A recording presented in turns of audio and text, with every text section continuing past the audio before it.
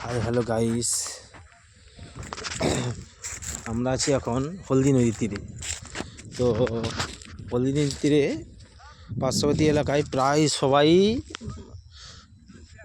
মাছে, ওদের পেশা হচ্ছে মাছ ধরা। তো সাধারণত বর্ষাকালে এরা মাছ ধরে থাকে।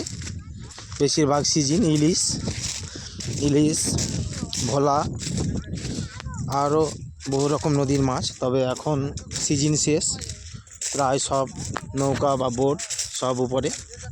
তো আমরা আজকে হলদি নদীর তীরেই উপস্থিত আছি।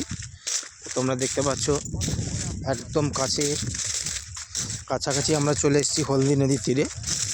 দেখো বোটগুলো একদম উপরে, কিছুজন ফিরে যাচ্ছে, মাছ ধরে বাড়ি ফিরছে।